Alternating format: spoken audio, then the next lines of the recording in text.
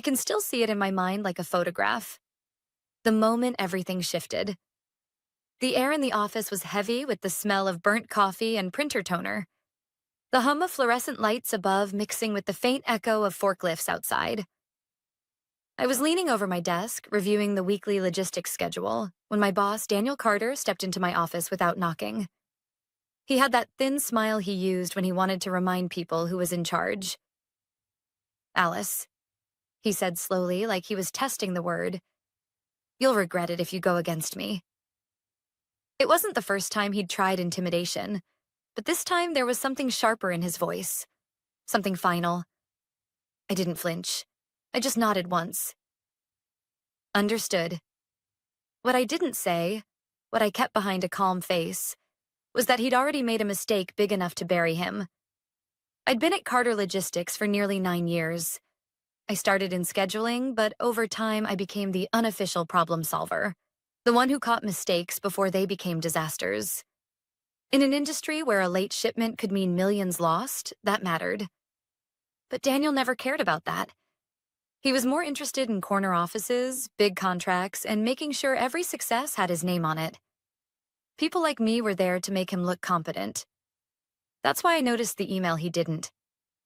It was a simple lease renewal notice for our largest distribution warehouse. The subject line was dull. Action required. Renewal deadline.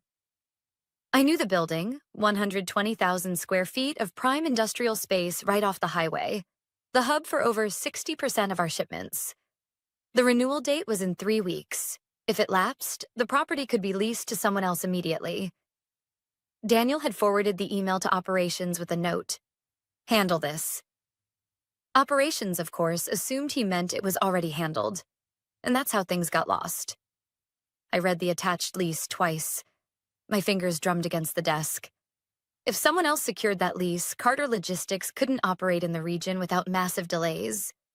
Every major shipment, especially the one I'd heard him bragging about at the last executive meeting, a $20 million import deal, relied on that warehouse. And Daniel hadn't even set a reminder. For days, I wrestled with it. Part of me thought I should warn him. After all, my paycheck came from this company. But then I thought about the last time I'd brought him a problem. 3 months earlier, I'd flagged a routing error that would have delayed a contract delivery by 5 days. His response?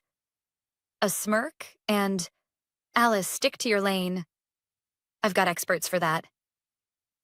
He didn't have experts. He had people who feared him too much to argue. That night, I stayed late, pretending to be working on freight schedules. The warehouse manager was on shift, and we got to talking. Casually, I asked if he'd heard anything about the lease. He hadn't. And the property owner had been trying to get someone from Carter's office to respond. That was when I knew. If Daniel didn't respect my voice, maybe he'd hear me in another way, one he couldn't ignore. I called my brother-in-law, Mark, a commercial real estate agent who owed me a favor. I told him I needed information, fast. Within 24 hours, I had the full terms for the warehouse lease. The renewal window was open, but closing in less than 2 weeks. It wasn't cheap, but it wasn't impossible. The security deposit was steep, but I had savings. The kind I'd been building quietly for years, the kind Daniel assumed I didn't have because, in his mind, I was just another replaceable cog. Mark's voice was steady over the phone. "If you want it, we can have the papers drawn up tomorrow. But once you sign, it's yours. Full control." I didn't hesitate. "Do it." The morning Daniel gave me that smirk and told me I'd regret going against him was the same morning the lease documents were delivered to my inbox. He didn't know it yet, but the building that housed his most valuable shipments was now mine. I signed, wired the deposit, and by 3:15 p.m. the deal was finalized. The confirmation email felt heavier than it should have. This wasn't just a property. It was leverage. I wasn't reckless. I wasn't going to announce it. But I also wasn't going to forget the way he had looked at me when he said those words. 2 weeks later, when his $20 million shipment from overseas was scheduled to arrive, I would find out just how pale a man can go when he realizes the ground he's standing on belongs to someone else. And by then, there would be nothing he could do to stop it. The next morning, the warehouse felt different. Not in a physical way. The same rows of high shelves stacked with pallets, the same hum of the industrial fans. But to me, it was no longer his warehouse. It was mine. I parked 2 blocks away, not wanting anyone to see me arrive. The property manager, a thin man in his 50s with an easy smile, met me at the side entrance. "You're the new tenant," he said, shaking my hand.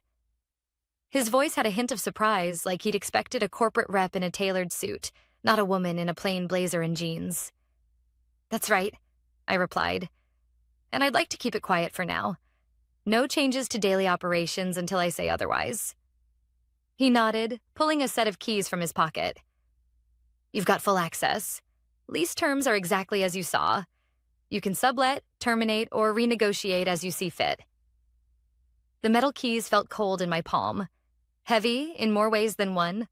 For the next week, I went about my normal routine at Carter Logistics. I still clocked in at 8:30, still sent the same emails, still pretended Daniel's voice didn't grate on my nerves when he barked orders down the hallway. The trick was patience. If I moved too early, he could adapt. The plan was to wait until his $20 million shipment landed, the one he'd been bragging about for months, and then let reality hit him like a steel door slamming shut. At lunch breaks, I'd step outside, phone pressed to my ear, speaking quietly with the warehouse security supervisor. His name was Jeff, a no-nonsense man who had been guarding that property for nearly 15 years. "I'll follow whatever instructions you give me," Jeff said on our first call. "But you sure you want to play it this way? Daniel's the type to make trouble." I smiled faintly, even though he couldn't see it. "That's the beauty of it, Jeff. I'm not making trouble. I'm just enforcing my rights as the legal tenant." By Thursday, Daniel's mood was almost smug. He strode into the office that morning with a cup of coffee from the overpriced cafe downtown, chatting loudly on his phone about streamlined operations and a new era for the company. I caught snippets of his conversation with the operations manager. "All customs paperwork is cleared, offloading scheduled for the 14th.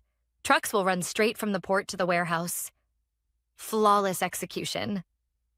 I kept my eyes on my computer screen, fingers resting on the keyboard, while inside my heart beat a steady drum. The 14th. That was the day. On Friday, I drove past the warehouse after work. The sunset threw long shadows across the loading bays, the chain-link fence casting dark stripes over the asphalt. I pulled into a side lot and sat there for a moment, watching as forklifts shuffled pallets inside. That building had been Carter Logistics' beating heart for over a decade. Without it, the company couldn't function in the region.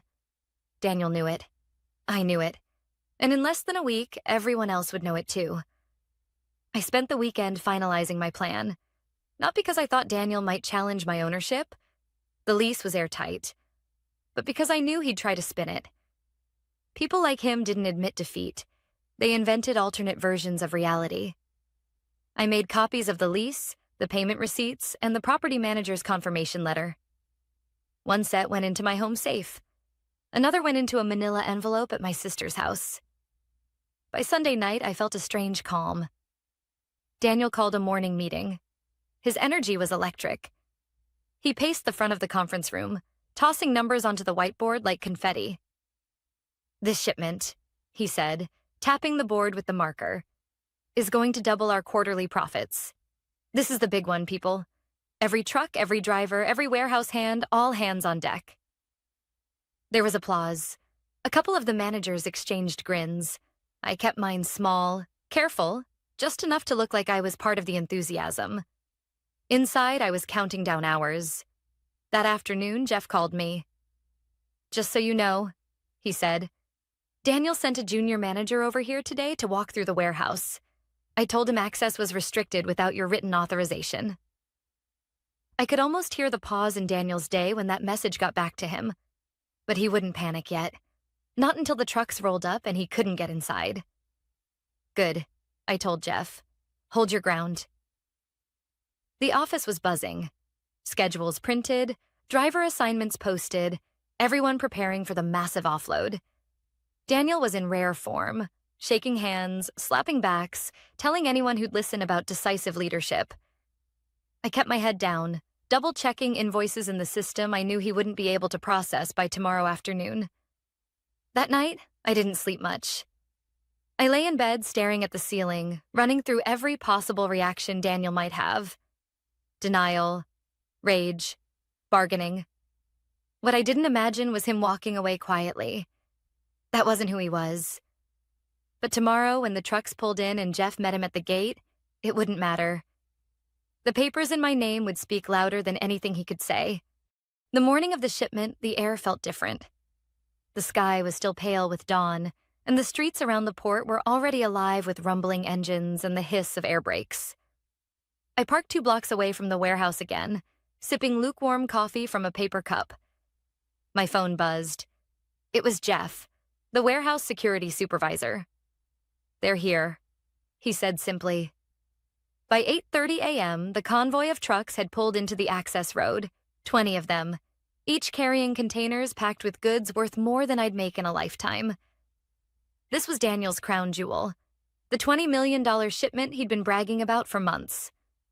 I could almost picture his face, smug and confident, walking up to the gate expecting it to swing open like it always had. But it didn't. From my spot down the street, I could see Jeff standing at the gatehouse, arms crossed, the morning sun glinting off his sunglasses. Daniel was in his tailored navy suit, phone in one hand, gesturing sharply with the other. I couldn't hear them, but I didn't need to. Jeff had told me exactly what he'd say if Daniel tried to get in without authorization. Access restricted. Property is under new tenancy. Please contact the leaseholder. Daniel's body language changed fast. The confident stride turned into a stiff stance, shoulders squared, jaw tight. He waved his phone toward Jeff, no doubt showing him some email or company ID.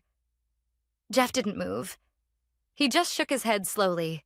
At 8:47, my phone rang. The caller ID read, "Daniel Carter." I let it buzz twice before answering. "Alice," he barked, skipping any greeting. "Why is my shipment being blocked at the warehouse?" I kept my voice level. "It's not your warehouse." There was a pause, like he hadn't processed the words. "What the hell are you talking about?" "The lease wasn't renewed," I said evenly. "It became available. I secured it 2 weeks ago." His voice sharpened, almost a hiss. What? That's theft. It's perfectly legal." I cut in. "I'm the registered tenant. I have the paperwork and payment receipts to prove it. Security has been instructed to deny entry to unauthorized personnel." "You've lost your mind," he snapped. "You can't run a facility like that.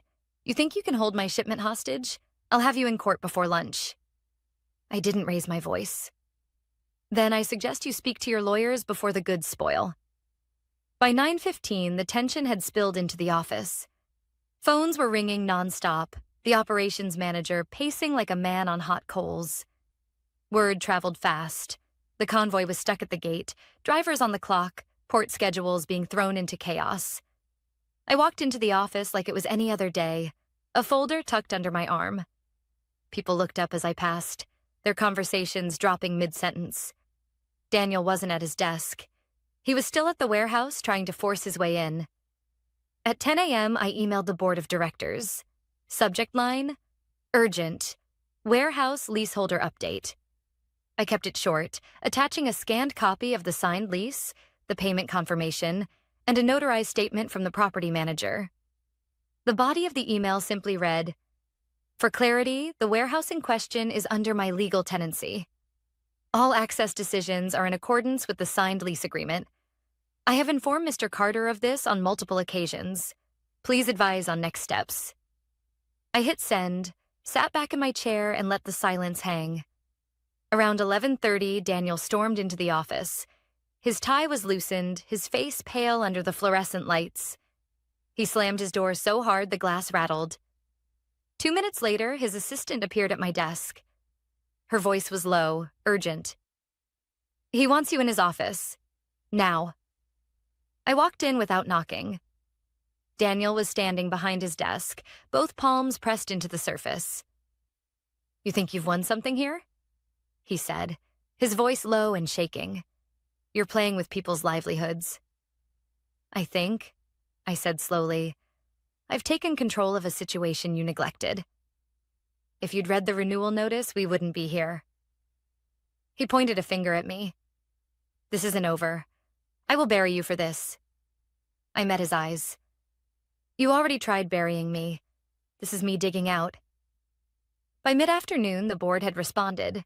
A short, clipped email. We will review the situation. Please refrain from further escalation until counsel is consulted. But the damage was done. The shipment was stuck. The drivers were racking up fees. The company was bleeding money by the hour. And I knew Daniel. He wouldn't just be worried about the logistics. He'd be terrified about how this looked to the board. By sunrise the next day, the street outside the warehouse looked like a parking lot. Drivers leaned against bumpers, coffee steaming in the cold air, radios chattering about layovers and penalties. Jeff texted me a photo of the line. 18 rigs staged tight to the curb, 2 still circling the block. At 7:12 a.m., my phone rang. Unknown number. Alice Harris? A crisp voice asked. This is Officer Neal with the Port Authority Police. We've received a complaint alleging unlawful interference with commerce at the Hanover Street facility. There it was. Daniel's influence, quick and sharp. I'm the tenant of record, I said. Lease executed 2 weeks ago, no interference. I'm controlling access to my property. We'll need to see documentation, he replied. Happy to show you, I said. I'll meet you at the gate in 20 minutes. I pulled on a plain black blazer and drove the same quiet route I'd been taking all week. The city felt muted. Low cloud ceiling, a gull skimming the river. I parked 2 blocks away again and walked the rest on foot, paperwork in a file folder tucked under my arm. At the gate, 2 PAPD officers stood by Jeff's booth. Daniel was there too. Tie perfect, eyes bright with a confidence that said he thought he'd finally found leverage. He nodded to the officers as if they worked for him. Morning, I said to the officers, not looking at Daniel. Here are the documents. I handed over the signed lease, the wire confirmation, the insurance certificates, and the property manager's letter acknowledging delivery of keys. Officer Neal studied the papers, his partner flipping pages, lips moving silently. Neal glanced at Daniel. Mr. Carter, you said your company leases this property. Daniel's jaw flexed. We did. For 10 years. Her lease, he swung a hand toward me, is a stunt. She's an employee acting against her employer. Neal kept his eyes on the documents. That's a labor matter. We're here about property and access. He turned a page, then another. Everything appears in order, Ms. Harris. Daniel's voice dropped into a hiss he thought the officers couldn't hear. You realize you can't operate a warehouse, right? You don't have staff, certifications. I don't need to operate it to control entry, I said evenly. But if you'd like access, we can execute a short-term sublease with standard rates and indemnities. For a heartbeat, his face went still. Pride versus pragmatism. He picked pride. Not a chance, he said. I'm not paying you to enter a building I've paid for a decade. Then you're welcome to petition the court, I replied. Until then, my security will follow my instructions. He turned away, phone already at his ear. Get legal, now. Jeff gave me the smallest nod, the kind you make when you know you're about to ride out a storm. By 10:05, the next front hit. A white SUV rolled up with city inspections stenciled on the door. 2 inspectors stepped out, one with a clipboard, the other with a small case. Complaint of safety deficiencies, the lead inspector said. We'll need to do a walkthrough. Daniel leaned in, smooth as oil. Thank you for coming. We've had concerns for months. I didn't bite. Of course, I said to the inspector. I'm the tenant. I'll accompany you. Jeff keyed us in. The warehouse smelled like dust and cold metal. We walked the perimeter, eyewash stations, emergency exits, sprinkler risers, while forklifts sat silent like sleeping animals. The inspector's flashlight beams skimmed caged ladders and exit signage. Exit sign bulb out by dock 3, he said to his partner. Click. Eyewash tag expired last quarter. Click. Spill kit needs replenishment. He looked at me. Minor issues. Correct today. Send photographic proof. No citation. I nodded. We'll fix them by noon. Outside, Daniel tried to read the inspector's face. He didn't find what he wanted. The SUV pulled away. I called a mobile safety vendor and had replacement bulbs, eye wash cartridges, and spill kits delivered within an hour. Jeff installed the bulb himself while I knelt on the concrete swapping the eye wash canister, fingers numb from the cold water. We took photos with timestamps and emailed them in. The inspector replied 2 minutes later. Received. No further action. At 11:31, a courier appeared at my gate with a thick envelope addressed to me. Carter Logistics, Inc. v. Alice Harris. Emergency motion for a temporary restraining order. Of course. I scanned quickly. The motion argued I'd misappropriated proprietary information, interfered with business relations, and acted in bad faith. There was a hearing set for 2 p.m. Judge Morales, Department 24. I texted my attorney, Priya, TRO at 2 p.m., sending PDFS now. Her reply came fast. On it. Meet me at the courthouse at 1:30. Bring originals. I sent Jeff a brief instruction. Keep drivers updated. Hand out bottled water from the pallet we'd bought. Keep the tone calm. And Jeff? I added. If anyone gets heated, call me first. He texted back a thumbs up and a photo of 2 drivers laughing over bad coffee. It soothed something tight in my chest. At 1:27, I walked into the courthouse with my folder pressed tight to my side. The hallway outside Department 24 was full of that particular tension you only feel in public buildings. People clutching papers, voices kept low by unspoken rules. Priya arrived in a navy suit and sneakers, efficient as always. Judge Morales is fair, she said. He'll want clean lines. Are you the tenant? Did you use company resources? Any evidence of bad faith? Lease, personal funds, off hours, I said, handing her the originals. I also offered a sublease this morning. He declined. Priya's eyebrow flicked up. Perfect. That goes to mitigation. Inside the courtroom, Daniel sat at counsel table with 2 lawyers I didn't recognize. He didn't look at me as we took our seats. The hearing was brisk. Daniel's counsel led with righteous urgency. $20 million shipment, irreplaceable timelines, an employee weaponizing a technicality. When it was Priya's turn, she spoke like she was threading a needle. Your Honor, Ms. Harris is the lawful tenant. She paid with personal funds. She has not disclosed proprietary information, and she offered a reasonable, industry-standard sublease this morning that would have allowed access while the parties negotiated. Carter Logistics declined. Judge Morales steepled his fingers. Mr. Carter, did your company renew the lease? Silence. His counsel answered instead. There was a misunderstanding. Did you renew it, yes or no? No, Your Honor. And did you decline the sublease offer? A beat. We did. The judge sighed. The court will not issue extraordinary relief to fix a problem of your own making. Motion denied without prejudice. He rapped his gavel lightly. Set a case management conference for next week. I strongly encourage the parties to resolve access via a temporary agreement. We filed out. In the hall, Daniel finally looked at me. The confidence was thinner now, stretched over something brittle. You think a denied motion means you've won? He said quietly. You don't know who you've picked a fight with. I kept my voice level. I didn't pick a fight.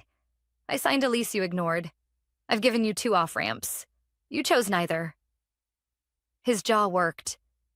You'll regret this. I almost smiled. You already said that. Back at the warehouse, late afternoon light slanted across the yard.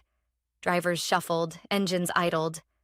I gathered the managers from the trucking company in a small semicircle. I spoke plainly. I will authorize unloading under a 72-hour temporary access agreement. Standard rates, liability on your carrier. My counsel will email documents in 30 minutes. You'll be paid by Carter Logistics. Your time will be counted. No one leaves unpaid for waiting.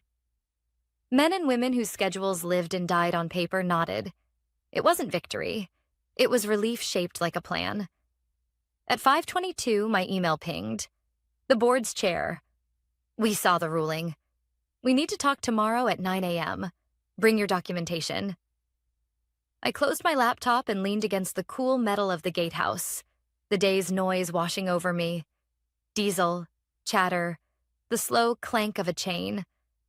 I should have felt triumphant. I didn't. I felt tired and awake and very aware of how many people had been dragged into a fight that could have been avoided by a single calendar reminder. I looked down the line of trucks and thought about the drivers, about Jeff changing a light bulb without being asked, about the inspector who'd chosen reason over theater, about Priya walking fast in sneakers because speed matters more than appearances. The email hit my inbox before the sun was up. Subject: Conduct investigation. Alice Harris. It was sent to all staff, not just executives, not just department heads, every single person with a Carter Logistics email address. I clicked it open. Daniel had written it himself. The language was cold, formal, and calculated. An employee of this company has engaged in actions detrimental to our operations, including interference with a critical shipment and misappropriation of business opportunities. While the matter is before legal review, please direct all questions to management. He hadn't needed to name me. He put it right there in the first paragraph. My name in bold. By 6:10, my phone was lighting up. Calls from coworkers, texts from people I hadn't spoken to in months. Some messages were sympathetic, others less so. What happened? Why would you do this? I knew this was coming. The smear. The attempt to make me look reckless, disloyal, dangerous. If he could turn enough people against me, the board might find it easier to cut me loose and make me the scapegoat. By the time I walked into the boardroom at 9, the temperature in the company felt different. The quiet nods I used to get in the hall had been replaced by sideways glances, whispered conversations that stopped when I passed. Richard Miller, the board chair, was already seated at the head of the table. He gestured for me to take the seat opposite him. Daniel was there, 2 chairs to my right, leaning back like he'd just finished telling the winning joke at a party. Ms. Harris, Richard began. You've seen the email. Yes, I said, my voice steady. We need to hear your account before we determine next steps. I placed a neatly organized folder on the table and slid it toward him. Every document you need is in there. Lease agreement, payment confirmation, insurance certificates, inspection clearance, and a copy of the sublease offer I made to Mr. Carter. It also includes the court's denial of his TRO request. Daniel smirked faintly, but Richard didn't look at him. He opened the folder, flipping through the pages. The other board members leaned in. You acted in a personal capacity? Richard asked. Yes, sir. Using personal funds on personal time. I did not use company resources, and I did not share any confidential information. And you offered a sublease immediately after taking possession? I did. He refused. Daniel leaned forward. Because it was extortion. It was market rate, I said, turning to face him fully. And it would have allowed the shipment to proceed on schedule. Richard raised a hand. Enough. We're not here to rehash personal animosity. We're here to decide if Ms. Harris violated her employment terms. The head of legal, who had been silent until now, cleared her throat. We've reviewed the documents. There's no evidence Ms. Harris acted unlawfully. The warehouse was not under lease by Carter Logistics at the time of her signing. All filings are in order. A low murmur went around the table. Daniel's jaw tightened. Richard sat back, steepling his fingers. Then the question becomes, is it in the company's best interest to continue under the current leadership structure? For the first time, Daniel's confidence cracked. This is absurd. Mr. Carter, Richard said sharply, you neglected to renew a critical lease, jeopardized a major shipment, attempted to bypass the legal tenant, and circulated an internal memo naming her as a liability before this board reviewed the facts. Silence. Richard turned to me. Ms. Harris, the board recognizes your role in preventing further damage. We'd like to offer you a formal position overseeing property and compliance strategy. Direct report to the board. Would you accept? I nodded once. I would. on the condition that my name is cleared with the same visibility as it was accused. By noon, a second company-wide email went out. Subject: clarification regarding warehouse lease. It read, "Following review, the board confirms that Alice Harris acted lawfully, in a personal capacity, and with the intent to mitigate operational risk. She will be assuming the role of Director of Property and Compliance Strategy, reporting directly to the board. We thank her for her diligence and professionalism." The replies started almost instantly. "Congrats," from some. Didn't see that coming from others. The tone in the office shifted again. Daniel's departure wasn't dramatic. No shouting, no thrown objects.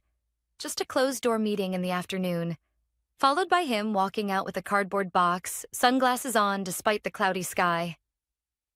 I didn't watch him go. I was in my new office, a modest space on the top floor, signing the final agreement for the temporary sublease so the drivers could unload the shipment. The warehouse gates swung open the next morning at 8 o'clock sharp. Jeff sent me a photo of the first container being rolled inside. A simple caption, "Back in business." A week later, Richard stopped by my office. He set down 2 coffees and leaned against the doorframe. "You handled yourself well," he said. "Better than some of us expected." I smiled faintly. I didn't set out to win. I just refused to lose on someone else's terms. He nodded. Sometimes that's all it takes to change the game. I never saw Daniel again. I heard he took a job with a smaller competitor out west. Maybe he learned from what happened. Maybe not. That wasn't my concern anymore. What mattered was that I had a seat at the table now. And not because someone gave it to me out of pity or politics, but because I earned it. The lesson? In business, people like Daniel count on silence. They count on you accepting the scraps you're given. But sometimes the smallest overlooked detail, a date on a lease, a clause in a contract, can be the lever that moves everything. And when you find that lever, you don't just hold it. You use it.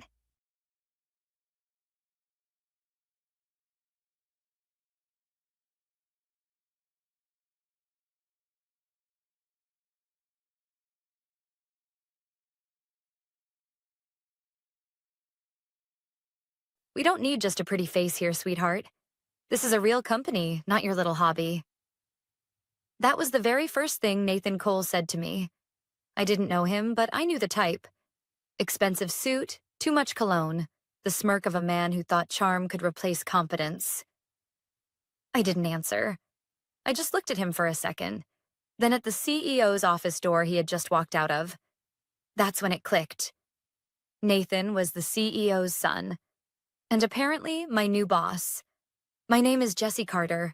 I'm 32 years old and I've been working at Verelia Systems for 6 years. I'm not a secretary. I'm not in PR. I'm the lead systems architect for the core AI framework that powers every single one of Verelia's flagship products. And for the record, I don't do hobbies. I design things that keep billion-dollar contracts alive. It was 8:15 a.m. on a Monday. First day for our new leadership team, as the email last week had called it. The old CEO had retired quietly, selling controlling interest to an investment group headed by Charles Cole, Nathan's father. Charles had been in finance for decades. Nathan, I learned from LinkedIn, had spent most of his adult life bouncing between short-lived startups, all bankrolled by his father. Not one of them had survived longer than 2 years. I was at my workstation reviewing error logs from the weekend's stress tests when Nathan appeared. He leaned against the desk like he owned the place. Technically, maybe he did now. And dropped that pretty face line like we were in some bad 80s movie. I didn't give him the satisfaction of a reaction. Instead, I closed my laptop, slid it into my bag, and started packing up my personal things. The framed photo of my late brother, the coffee mug from the first AI conference I ever spoke at, the small fern that somehow survived the fluorescent hell of our office lighting. Nathan chuckled. "Hey, don't take it personally. You'll do fine here if you keep smiling." I didn't bother looking at him, because while he was talking, my mind was already replaying a very specific conversation I'd had 3 years ago with my patent attorney. Most people don't realize how patents work inside a tech company. If you develop an invention on your own time, with your own resources, and you file the patent under your name. It's yours until you sign it over. That was the arrangement I had with Virelia. I would create core systems, license them internally until we formalized a transfer, then get compensated accordingly. It was in writing, in my contract. And right now, 6 pending patents, covering the adaptive AI engine, the predictive compression protocol, and the dynamic security layer, were still mine. Mine, not Virelia's, and certainly not Nathan's. I zipped my bag and walked past him toward the elevator. "Hey," he called after me. "Where are you going?" "We've got a team meeting in 20 minutes. I pressed the elevator button. "No, Nathan," I said without turning around. "You have a meeting." "I have something else to take care of." His laugh followed me into the elevator, short, dismissive, the kind that assumes you'll come back crawling. By the time I reached my apartment, the rain had started. Seattle in October, the perfect weather for thinking. I brewed coffee and laid out my laptop on the kitchen counter, pulling up my cloud storage. All 6 patent portfolios were stored on my personal servers, hosted completely outside of Virelia's infrastructure. The licensing agreements were due for renewal in exactly 9 days. I didn't plan to renew. Not without a conversation. The next morning, I came in early. Most of the office was still dark, but from the corner conference room, I saw Nathan pacing with 2 other men I didn't recognize. On the table between them was a stack of glossy presentation folders, launch materials, the big launch. We'd been working toward it for 18 months. Project Atlas, an AI-driven analytics platform that could process and visualize live data streams in seconds. The kind of product that, if successful, would cement Virelia as an industry leader for the next decade. Atlas didn't just use my technology. It was my technology. The adaptive AI engine was its beating heart. Without it, the platform was little more than a pretty dashboard with no brain. At 10 a.m., Charles Cole himself arrived. Tall silver hair, expensive watch. Nathan hovered at his shoulder like an eager apprentice. Charles introduced him as the new strategic operations lead to the entire staff, emphasizing his vision for modernization. I stood at the back of the room, arms crossed, and listened. Nathan talked about streamlining, removing redundancy, and prioritizing the right talent. I noticed his eyes flick toward me when he said that last part. That was the moment I knew.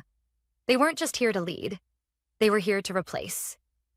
And if they thought they could take my work without paying for it, they were in for a very public education in how patents, contracts, and consequences worked.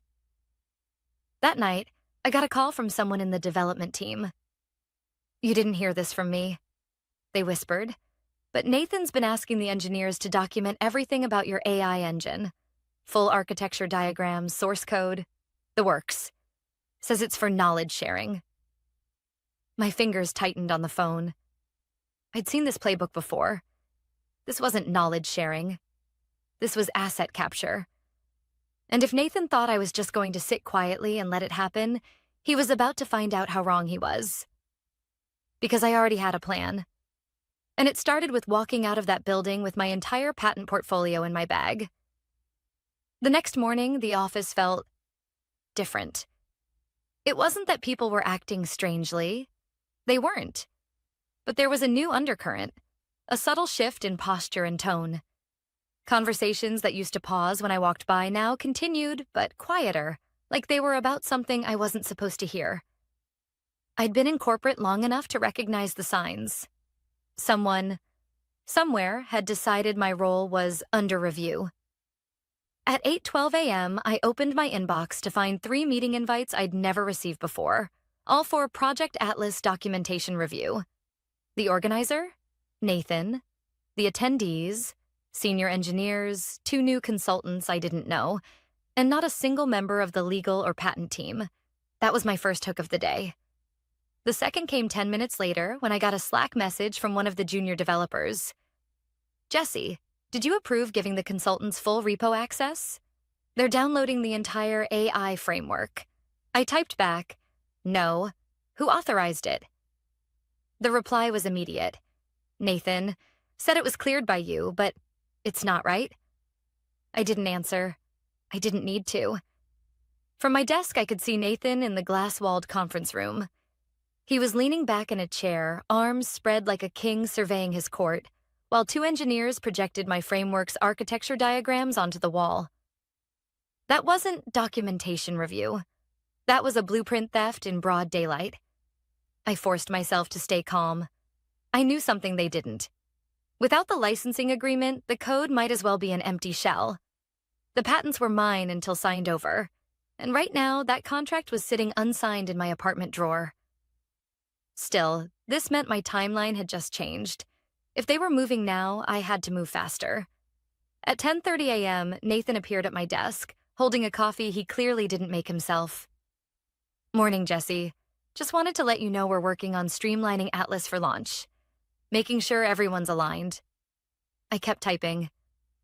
Is that what you call giving external consultants unrestricted access to proprietary code? His smile didn't falter, but his eyes narrowed just slightly. Transparency builds trust. I met his gaze. And theft builds lawsuits. For a fraction of a second, he froze. Then he laughed, low and dismissive. Relax, sweetheart. No one's stealing from you. It's all company property. I didn't bother reminding him that wasn't true. Not yet. I just saved my work, closed my laptop, and said, if you're that confident, I'm sure you won't mind me double-checking with legal. The flash of irritation across his face was all the confirmation I needed. That afternoon, I called Mark Ellison, Verelia's in-house counsel, from a quiet corner of the lobby. I didn't trust company lines anymore. Jesse, I can't say much, Mark said carefully, but I'd advise you to make sure you have every piece of documentation about when and how you developed your patents. If they try to claim derivation from company resources, it could get messy. They're already trying, I said. Silence on the line for a beat. Then you should know something. Charles has been telling the board that Atlas's core tech is now fully internalized. That's a very specific phrase in contract law. Meaning? Meaning he's implying they own it, even if they don't. And that makes your position precarious. When I hung up, my stomach felt like it had dropped through the floor. They weren't just stealing the code. They were laying the groundwork to make it look legal. That night, I stayed in the office later than usual. The cleaners came and went. The lights in the conference rooms went dark. By midnight, it was just me and the hum of the servers. I connected my personal laptop to my secure cloud, running through every line of code in my portfolio. I tagged each file with metadata, creation date, device ID, and version control history. Everything was logged, time-stamped, and backed up in 3 separate offsite servers, 2 in the US, 1 overseas. If they tried to argue I'd built it on company time, I could prove otherwise. At 1:14 a.m., I sent an encrypted message to my patent attorney, Rachel Myers, with the subject line, acceleration required. Rachel, we need to move up the enforcement window. They've begun copying internal architecture diagrams and source code. Confirming derivation claims are imminent. Recommend preparing cease and desist language with immediate effect. We'll update in 24 hours. When I finally left, the rain had stopped. The streets were empty, the air cold enough to bite. My car windows were fogged over, and as I sat there waiting for the defrost to kick in, I thought about Nathan's smirk that morning. He thought I was just a pretty face who'd roll over when the real players showed up. He was about to learn that the real players don't raise their voice. They don't make threats. They just make sure the other side never sees the hit coming. And in exactly 7 days, the Atlas launch would be live-streamed to investors, clients, and press worldwide. I planned to let them get right up to that moment before they found out what I'd done. By Wednesday morning, word was out. Atlas would launch the following Tuesday at 9 a.m. Pacific.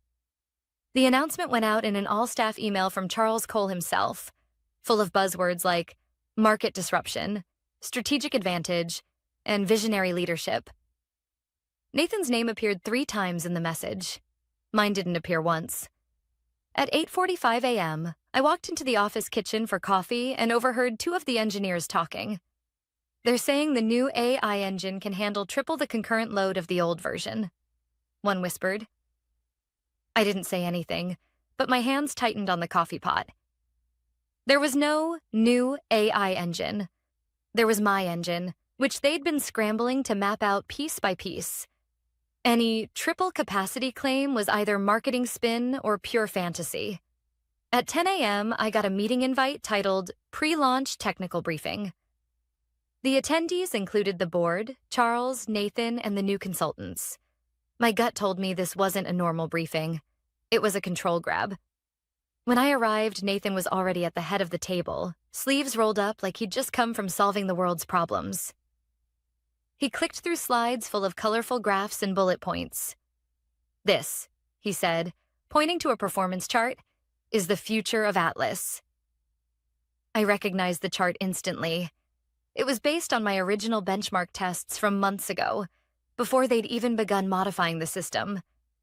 Nathan's eyes flicked toward me for just a second. He knew I recognized it. Charles leaned forward. Jesse, I understand you've been involved in Atlas from the beginning. Any concerns about the launch? I met his gaze. Only that the benchmarks you're showing here are from a different version than the one currently being built. The room went quiet for a second too long. Nathan laughed it off.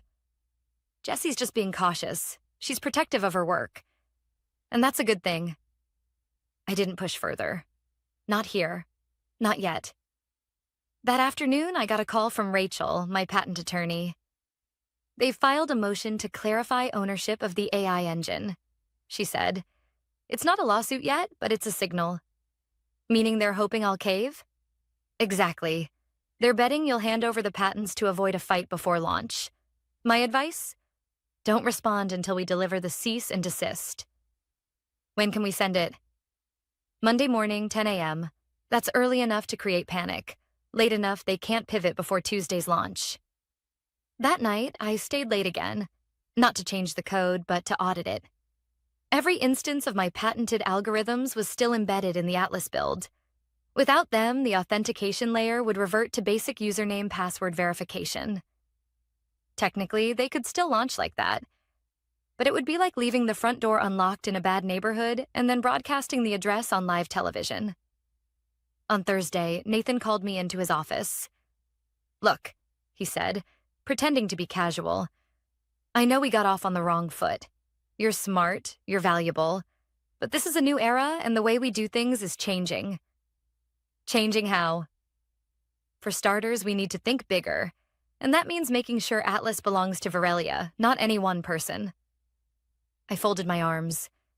So this is the part where you tell me to sign over my patents. His smile widened. It's just paperwork. You'll be compensated. I kept my voice level. Send it to my lawyer. By Friday, the consultants were working around the clock, combing through every piece of documentation I'd ever written. I watched them out of the corner of my eye, knowing they still didn't understand the one thing that mattered. The core authentication framework wasn't physically housed on Verelia's servers. It was on mine.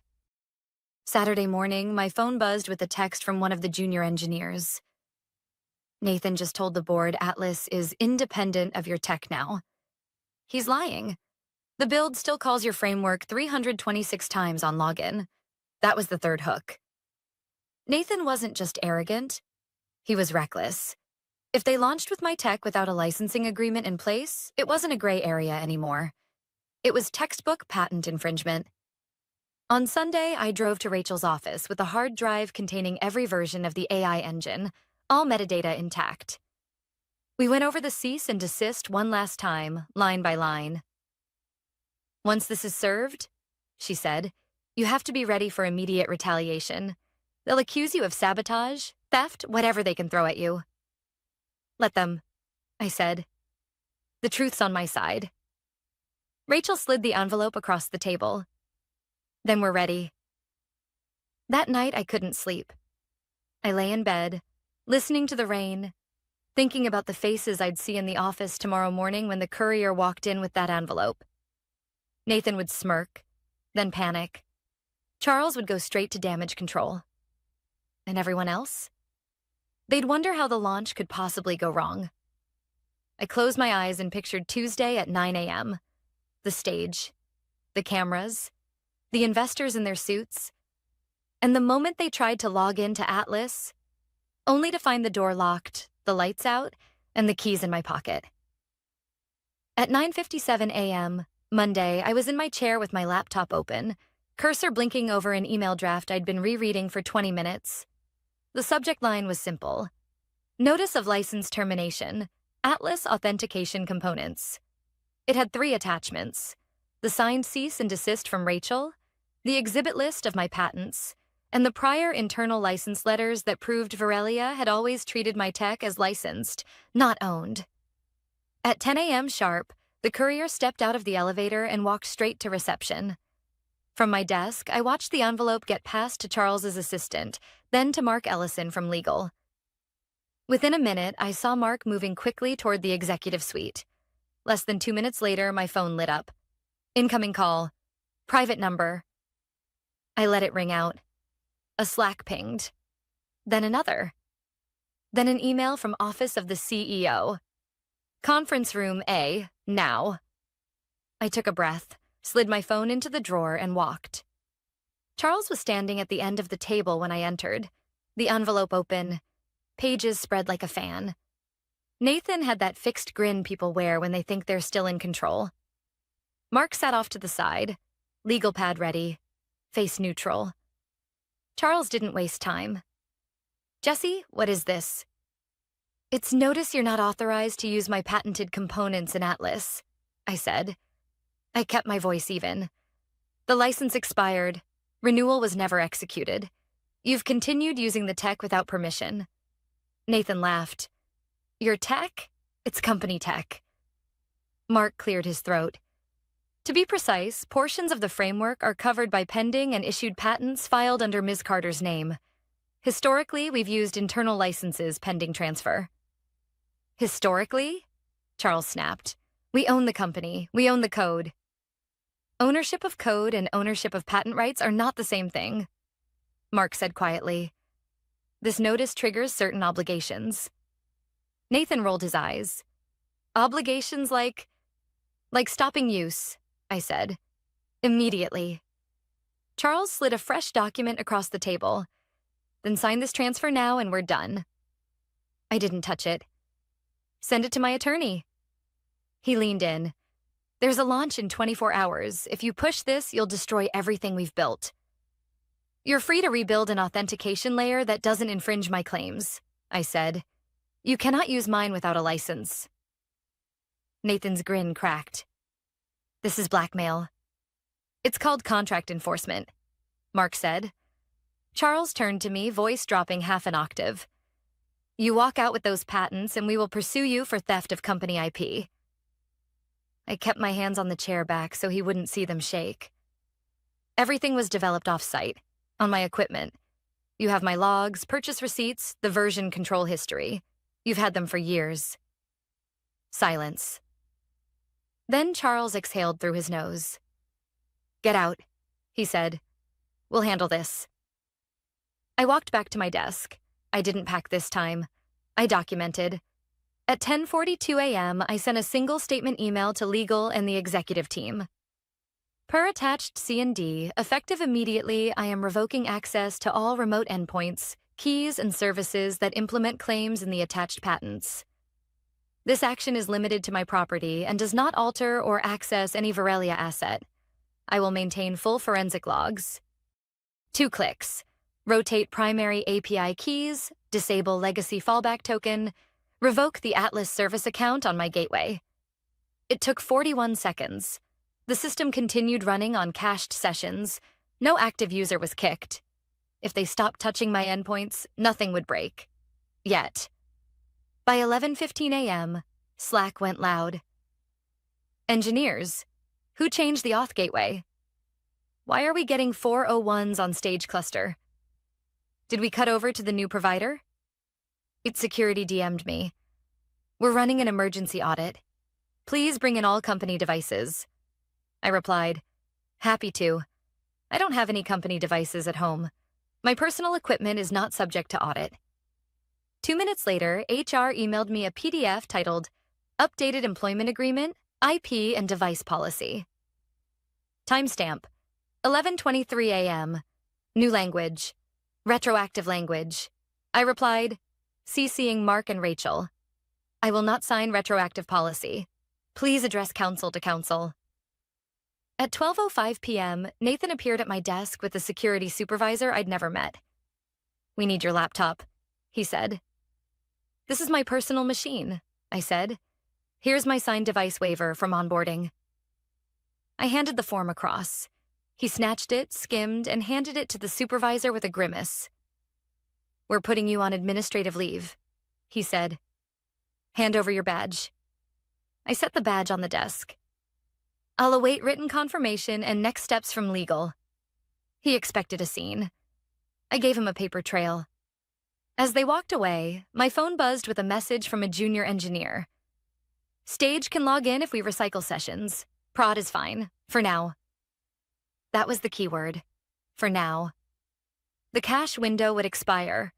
I knew their refresh cadence. I'd helped design it. At 1:40 p.m., Mark called from his office. For once, his voice sounded human. They're going to accuse you of sabotage. Don't say anything on company channels. Let Rachel speak. Understood. Also, he added, between us, they should not launch without a non-infringing auth layer. If they do, they're inviting regulators, not just you. Will you put that in writing? A pause. I will document my advice. By 3 p.m., PR sent an all-staff. Atlas launch, full steam ahead. The message insisted everything was on track. A calendar invite followed for 5:30 p.m. War room, final readiness. I wasn't invited. I went home. At my kitchen table, I opened my audit dashboard. Every request to my gateway was now logged with full headers, timestamps, originating IPs.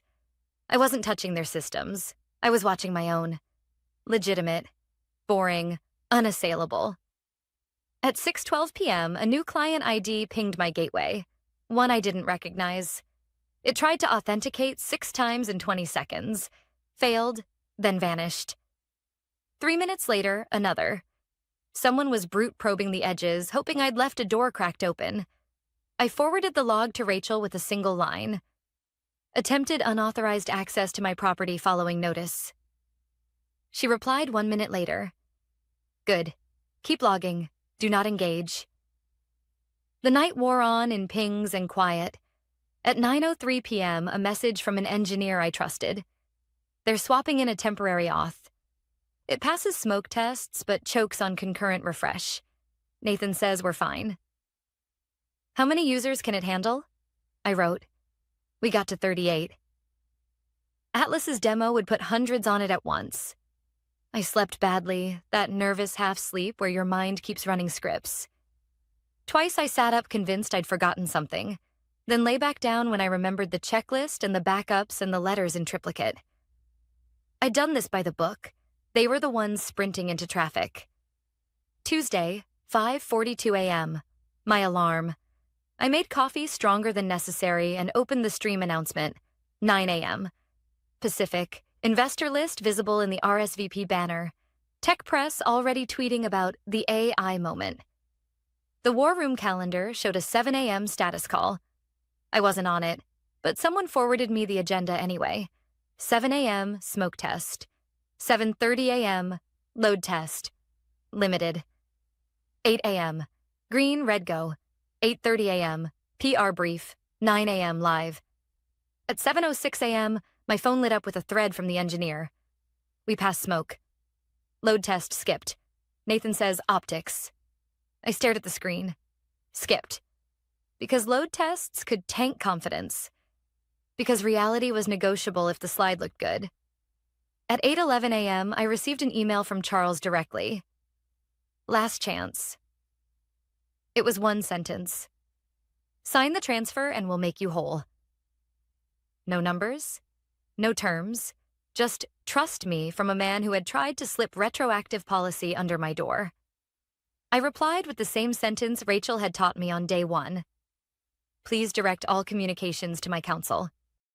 At 8:27 a.m., I stood, grabbed my keys, and walked out to my car.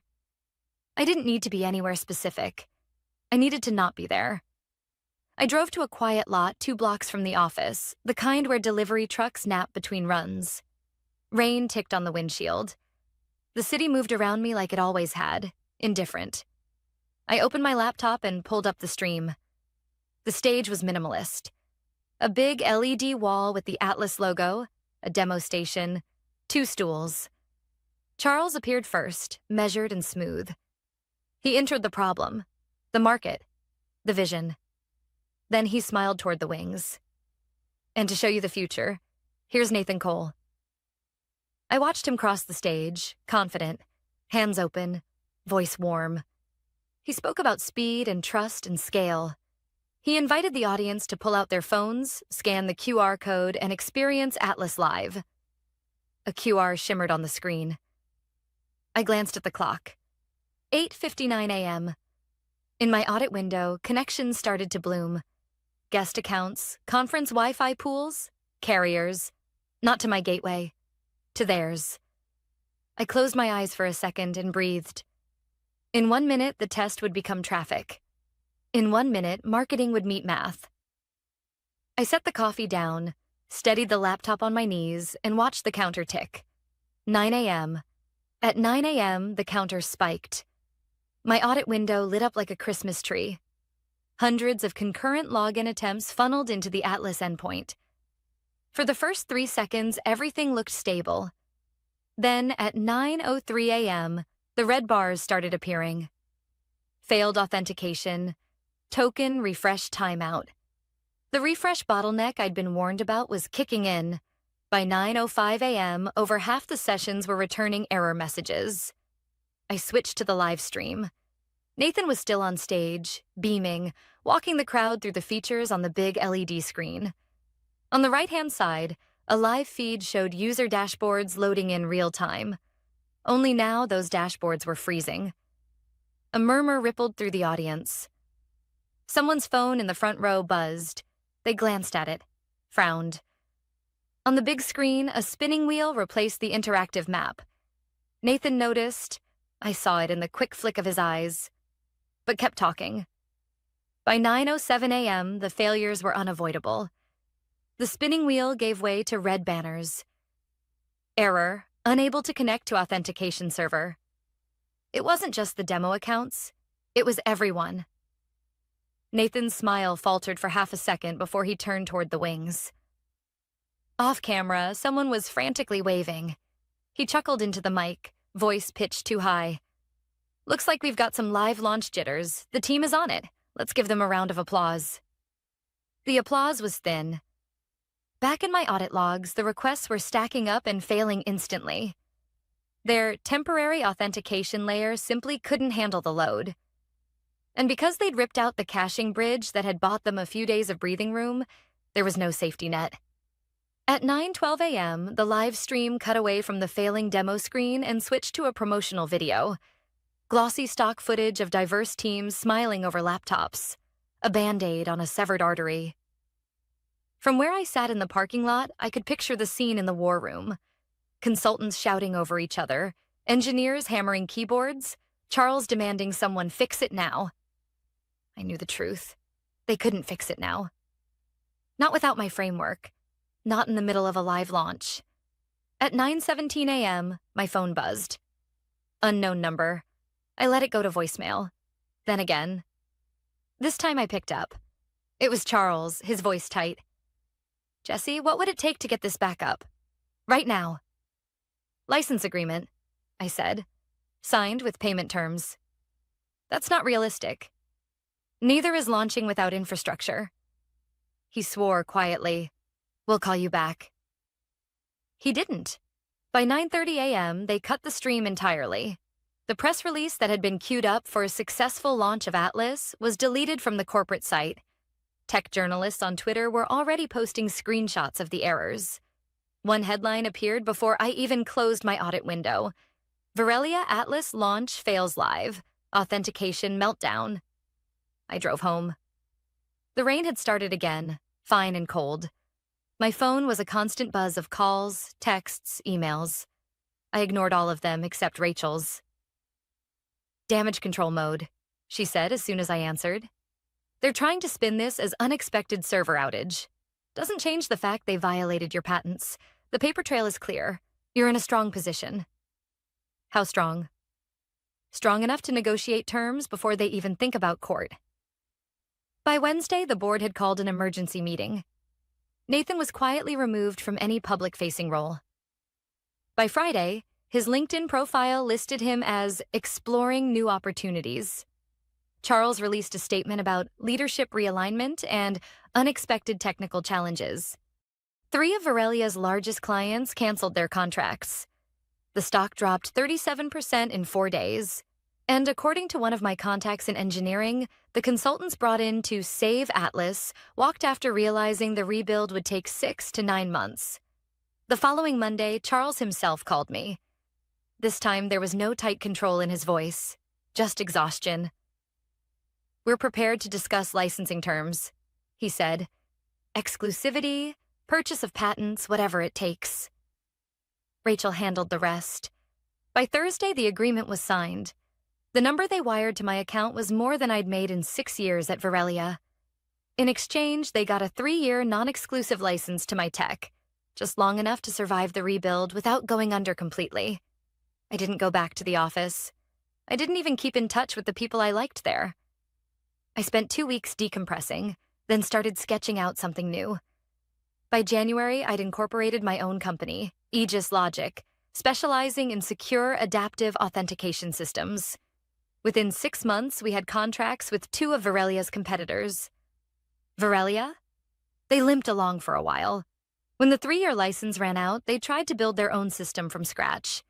It never matched the performance or security of my original framework. Eventually, they were acquired for a fraction of their former valuation. Charles retired quietly. Nathan disappeared from the tech world entirely. Sometimes people ask me if I regret not giving them the patents earlier, avoiding all the mess. I tell them the truth. If someone shows you they don't respect you, they won't respect your work either. And in tech, in any field, your work is your leverage. The day I walked out with my portfolio in my bag, Nathan thought he'd humiliated me. But that's the thing about people who underestimate you. They rarely look back until it's too late to change the ending. And this ending? This one was mine.